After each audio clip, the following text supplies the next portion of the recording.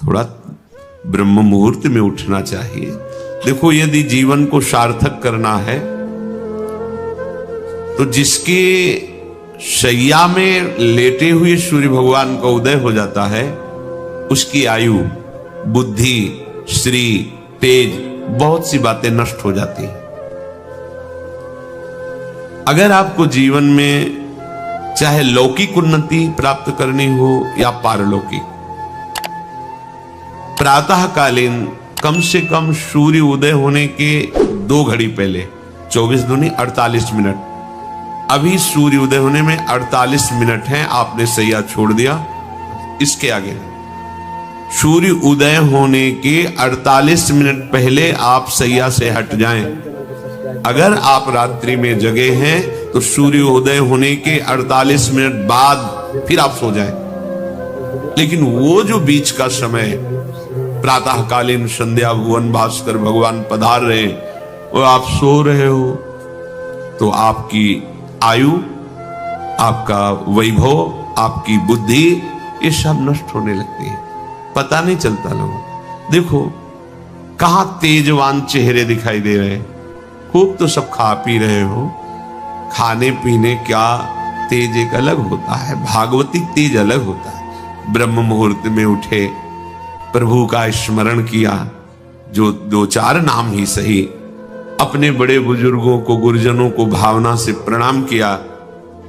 पहली बात, शरीर स्वस्थ रखने के लिए गर्म जल किया, हल्का, आधा लीटर से 1 लीटर तक जल पिया, भगवत भाव अर्पित करके, वज्रासन में बैठकर। आप लोग दिनचर्या को नहीं करते हैं तो आप ब्रह्मचर्य को पचा नहीं सकते। ध्यान रखना, ब्रह्मचर्य कोई छोटी मोटी शक्ति नहीं है, उसको पचाने के लिए आपकी दिनचर्या दिव्य होनी चाहिए। फिर इसके बाद आप 5 मिनट 10 मिनट टहलिए, फिर सो जाइए। फिर जो शौचाचार की पवित्रता बताई गई उसके अनुसार आप स्नान आदि करके, पवित्र वस्त्र धारण करके, जैसे कोई महान व्यक्ति आ रहा है तो हम उसके आदर के लिए खड़े हो जाते हैं, ऐसे भुवन भास्कर पधार रहे, हाथ जोड़कर प्रणाम किया, अर्घ दान किया, गुरु मंत्र जपा, आदि आदि। अब पड़े हो आप कि हम तो 2-3 बजे तक जगे हैं, ऐसा अगर आप भजन में जगे हैं तो भी सूर्योदय के समय आप उठ जाइए। आपके गुरु आवे तो क्या आप सोते रहेंगे क्या?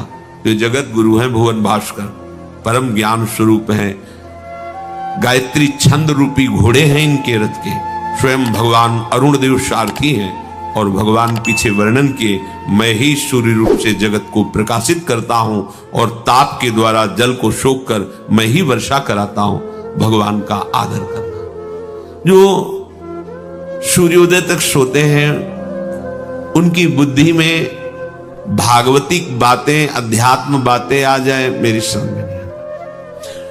अगर आप थोड़ा भी शरीर स्वस्थ रखना चाहते हैं तो जैसे नियम से भजन वैसे व्यायाम आवश्यक है। सबसे प्रार्थना है, ये दवाइयों के बल पर जीना बंद करो। शरीर में जितनी आवश्यकता जल की है, अगर उतना नहीं जाएगा तो आपकी एसिड बनेगी, फुंसियां निकलेंगी, कब्ज बनेगा, कई परेशानी। हम साधकों को कहते हैं, कभी कभी जैसे पूछते हैं कितना जल पिया, वो अभी तो पिया नहीं। अच्छा, ये शरीर है, ये एक गाड़ी है, कोई सच्चिदानंद नहीं है। उचित आहार, उचित जल, व्यायाम के लिए कुछ समय नहीं। और भी 10 दिन बीमार पड़ोगे फिर देखो, आप कहते समय नहीं है। हमने अपने बीमार स्थिति की दिनचर्या को बताया, शीत धाम की 2 बजे उठना, जो आपको बोल रहे हैं ऐसे ही दिनचर्या करते, और 45 मिनट व्यायाम। इसके बाद तुरंत प्रणाम करके वृंदावन की परिक्रमा, फिर आके श्री जी की मंगला, फिर आके 9 बजे तक गुरुदेव भगवान की सेवा में, फिर वहां से आके श्री जी का श्रृंगार, फिर भिक्षावृत्ति आदि 12-1-2 बजे तक। कोई चाय, कोई पानी, कोई ऐसा कुछ नहीं कि बाल भोग, कुछ नहीं था ही नहीं। जिंदगी में 100 ग्राम दूध नहीं खरीदा कि भाई हमारा दूध बन, कभी नहीं ऐसा। पर कभी ऐसा महसूस नहीं हुआ कि मैं बहुत कमजोर हूं। ब्रह्मचर्य को पचाने के लिए बहुत शरीर को क्रियाशील होने की आवश्यकता है, या तो प्राणायामों के द्वारा, आसनों के द्वारा, अब न आसन है, न प्राणायाम है, न व्यायाम है, और फिर क्या, कैसे भावना आपकी भगवत भावना बनेगी? तो एक प्रमाद स्थिति, एक छिन्न भिन्न खिन्न स्वभाव, नहीं बात बनेगी। अध्यात्म का साधक जो होता है एक नवीन खिला हुआ कमल जैसा, मुख प्रसन्न तन तेज विराजा, कीनस रामचंद्र कर का। कोई असाध्य रोग, कोई बहुत पीड़ा, वो बात अलग है। नहीं तो ऐसा वो जैसे कमल खिला होता है ऐसे खिला रहता है। क्यों? हर समय चिंतन सही, आचरण सही, सब कुछ सही। जो भगवत भावना विहीन जीवन है वो मुर्दा जीवन है। जिन हरि भगति हृदय नहीं आनी, जीवित सब समान ते प्राण। वो जान नहीं रहे, मुर्दे जैसा जीवन है। क्या जीवन का मार्ग?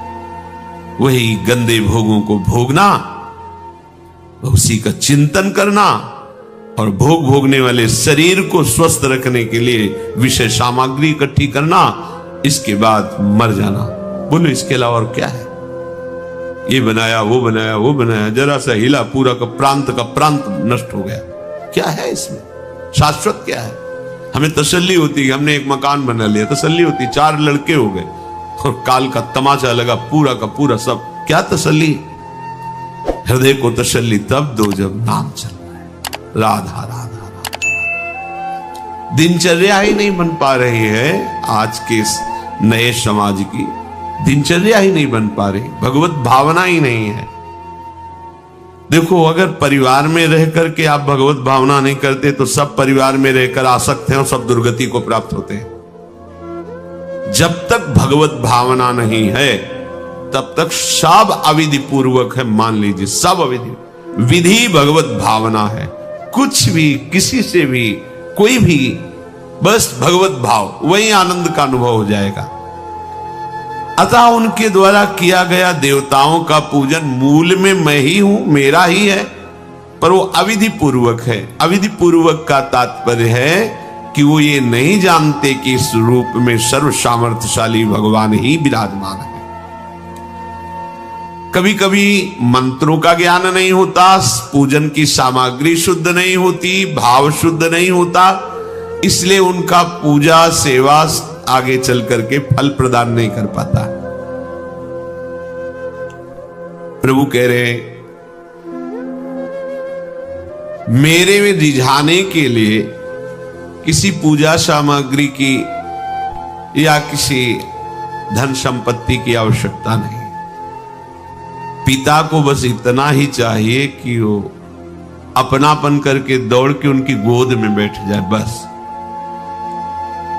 अपनापन प्रभु को चाहिए। माया के भूल भुलैया से वापस लौटिए और एक बात केवल बैठ जाए अगर हृदय में कि मेरे प्रभु, अब मैं थक गया हूं, यहां कोई मुझे सहारा देने वाला नहीं, अपना नहीं, नाथ मुझे अपना बना लो। ये बहुत बड़ी बात है हृदय की। किसी के बहुत भाग्यशाली होगा उसके हृदय में बात आए, प्रभु उसकी रुचि का विषय बन जाते हैं। प्रभु जहां वो ऐसा भावना करता है और उसकी रुचि हो जाती है प्रभु में। जैसे हमारी विषयों में रुचि, ऐसे प्रभु में रुचि हो जाती है। अब वो जो भी करता सब पूजा हो जाती है। ये राह से जल्दी सबको समझ में नहीं आता। ध्यान दीजिए, भगवत भावना विहीन आप जो भी कर रहे हैं वो सब अविधि पूर्वक है, भगवान कह रहे हैं। अगर भगवत भावना युक्त है तो जो भी कर रहे हैं सब विधि पूर्वक। कर्माबाई जी ने, एक विधि विधान जानने वाले संत ने जब कहा कि आप तो बिना स्नान में बड़ा अपराध, ऐसे तुम कैसे बना तो, और वो प्रातः अपनी स्नान आदि दिनचर्या करने लगी तो विलंब हुआ। फिर खिचड़ी अमनिया की ठाकुर जी को, ठाकुर जी आए गोद में बैठ के, एक कवल ही पाए कि उधर पर्दा, भाग के ठाकुर जी गए, खिचड़ी लगी थी। पार्षदों ने कहा जय जय, तो अभी भोग ही नहीं पधराया। फिर और बोले कर्मा भाई है ना, वो मुझे भोग लगाती, और पता नहीं वो उस महात्मा ने क्या समझा दिया विधि विधान, वो भोरी भारी हमारी भक्ता, वो अब नहाने धोने में समय लगाने लगी, इसलिए आज विलंब। देखो तुम जाओ और उनसे कह दो हम विधि विधानों से फंसने वाले नहीं, विधि विधान हमें कोई फांस नहीं सकता है। एक प्रेम फांस है जिसमें मैं फंस जाता हूं। बिना किसी बंधन के अगर ये बंधते हैं उसका नाम है प्रेम डोरी। जय श्री भट्ट प्रेम रस बंधन, क्यों छूटे दृढ़ फंद, बसो मेरे नैनन में दो चंद। ये बात सबकी समझ में नहीं आती। जाओ उनको कह दो जैसे वो बनाती थी वैसे ही बनाओ। पूरा अविधि है। अगर शास्त्रीय सिद्धांत से दे देखो अविधि है, पर वो महान विधि है जो भगवान को आसक्त कर लिया। कौन सी विधि? मेरे अपने प्रभु मेरे प्यारे रात में भूखे रहते होंगे, ये भाव। भगवत भाव विहीन जितना जो कुछ आप कहोगे कि कैसे अविधि पूर्वक भगवान कह रहे हैं। देखो, जब मथुरा के ब्राह्मणों को भगवत पार्षद सखाओं ने निवेदन किया कि भगवान श्री कृष्ण और बलराम आज इधर ही गाय चराने आए हैं और वो भूखे हैं, आप थोड़ा सा कुछ भोजन सामग्री दे दीजिए। तो ऐसे देखा कि ग्वारिया है, बात ही नहीं की, अधिकारी ही नहीं समझा, बात का अधिकारी नहीं समझा। ऐसा नहीं कि इनको पता न चला हो कि भगवान का अवतार है, क्योंकि जब भगवान अवतरित हुए सबको पता था कि भगवान अवतरित हुए हैं। प्रायः सबको पता था, सबको। जैसे वायु शीतल चलती तो सबके अंगों में लगती है, इसलिए महान प्रकृति उल्लसित होकर नृत्य कर रही थी आनंद में जब भगवान का प्रादुर्भाव हुआ। और उन्होंने बाद में स्वीकार किया कि मैंने महापुरुषों से सुना था कि भगवान पधारे हैं, पर मेरा कितना दुर्भाग्य कि वो स्वयं यज्ञ भोक्ता भगवान आगे जैसे कहे, आम ही सर्व यज्ञानाम भोक्ता च प्रभुरेव च, समस्त यज्ञों का भोक्ता मैं हूं। स्वयं समस्त यज्ञों की भोक्ता मांग रहे हैं और वो यज्ञ करने वाले ब्राह्मण अनादर कर रहे हैं। हुई ना विधि। और उन्होंने स्वीकार किया है कि मुझे चारों वेदों का ज्ञान है, गायत्री का अनुष्ठान, त्रिकाल संध्या, जितना भी शास्त्रीय सिद्धांत सब पालन करता हूं, पर सबके लिए उन्होंने एक शब्द प्रयोग किया, धिक्कार है मेरे ज्ञान को, धिक्कार है मेरी पवित्रता को, धिक्कार है। स्वयं यज्ञ भोक्ता भगवान मांगे और हमने बात भी नहीं की। पर अहो भाग्य हमारे कि हमारी पत्नियां ऐसी निकली जो हमारी बात बन गई, भगवत साक्षात्कार करने वाली। वहां कौन सी विधान का पालन कर रही? एक ही विधान, केवल अपने श्याम सुंदर मेरे प्रभु की चर्चा सुनकर प्रभु में आसक्ति हुई, आसक्ति ने प्रभु का साक्षात्कार करा दिया। भगवत भावना विहीन बड़े से बड़ा कार्य प्रभु को बिल्कुल पसंद नहीं। दुर्योधन ने दुशासन के महल में ऐसी भोग सामग्रियों का रचना करवाया था कि देवराज इंद्र भी ललचा जाएं, और मूल उद्देश्य था कि श्री कृष्ण को रिझा लेंगे, अपने पक्ष में कर लेंगे। प्रभु ने उनसे वार्ता जब संधि की तो उन्होंने कहा कि बिना युद्ध के 5 गांव की बात क्या, सुई के अग्रभाग भी नहीं दे सकता, सुई के अग्रभाग भर भी जमीन नहीं दे सकता। 5 गांव की भगवान ने कहा था ऐसा करो, तुम हस्तिनापुर के चक्रवर्ती सम्राट पर बैठे रहो, 5 गांव दे दो पांडवों को, वो मेरे भक्त हैं, मेरा आदेश पालन कर। उनका सूजी अग्रेण केशवा, सुई की नोक भरेंगे। भगवान चलने लगे तो कहा आओ प्रसाद पा लीजिए, भोग पा लीजिए, आइए महल में। तो उनका पाया वहां जाता है। यदि पवाने वाले में प्रीति हो या पाने वाले को मिलता ना हो, बहुत भूखा हो, मेरे को भूख नहीं है, तेरे में प्रीति नहीं है, चल दिए भगवान उधर गए भी नहीं, और गए का भगवत भाव भावित विदुर जी के घर, वहां मांग करके छिलके पाए। देखो, छिलके पवाना विधि है, अविधि है। अभी सेवा अपराध में सुन रहे थे ना, हाँ, अच्छा से अच्छा पदार्थ प्रभु को पवाना, और वो अच्छा पदार्थ तो फेंक रही है। और छिलका पवा रहे, अविधि है, पूरी अविधि है, लेकिन यही सही विधि है, क्योंकि वो है ही नहीं भाव में इतनी ऊंचाई पर डूबी। उन्हें कोई, जैसी विदुरानी जी वैसे ही लालजू महाराज पा रहे, उनको भी शुद्ध नहीं हो, कह रहे वाह बहुत सुंदर, बहुत स्वादिष्ट। वो भाव पवा रही तो वो भी भाव का स्वाद ले रहे। अपने उपास्य देव में प्रियता हो जाना ये सारी विधि है। इसीलिए अपने वृंदावन उपासी जन जो है, वृंदावन रसोपास्य, यहां मंत्रों के आदेश से सेवा पदार्थ समर्पित नहीं किया जाता। अमुक मंत्र पढ़ो फिर वो सेवा नहीं, यहां तो राधा राधा राधा। और जब जैसा भाव आया, या ऐसा नहीं कि ये ऐसे ऐसे ऐसे न, जब भाव आया अपने भाव में, भावोत्सवेन भजताम रस काम धेनु, भाव, ये थोड़ा भक्ति का फलस्वरूप भाव होता है। जो प्रभु से विलग भाव करके उपासना की जाती है वो अविधि पूर्वक हो जाती है, और जो भगवत भाव करके की जाती है वो सब विधि मानी जाती है। जिसमें हमारे प्रभु को सुख मिले, ऐसी भावना करके जो भी किया जाए उससे भगवत प्राप्ति निश्चित है। क्योंकि श्री भगवान कह रहे हैं अहम ही सर्वयज्ञानां भोक्ता च प्रभुरेव च न तु माम अभिजानन्ति तत्वेनातश्च्यवन्ति ते। क्योंकि सब यज्ञों का भोक्ता मैं हूं, मैं सबका स्वामी हूं, परंतु ये जो मेरे से विमुख हैं ये ऐसा नहीं जानते हैं, ये मुझे तत्व को नहीं जानते, इसलिए ये अन्य भावना किया करते हैं। जो मेरे को नहीं जानते हैं, मेरे भाव से नहीं है, वो कुछ भी करें उनका पतन ही होता है। बात इसमें यह है कि जब अविनाशी नित्य चिदानंद भाव ही नहीं है तो विनाशी खेल में सत्य भाव से लगोगे तो तुम अविनाशी का विनाश ना होते हुए भी विनाश की सारी लीला सहनी पड़ेगी। जैसे आत्मस्वरूप जो हमारा स्वरूप है उसमें किसी शस्त्र का, मंत्र का, किसी भी दैवी शक्ति का कोई भी बस नहीं है।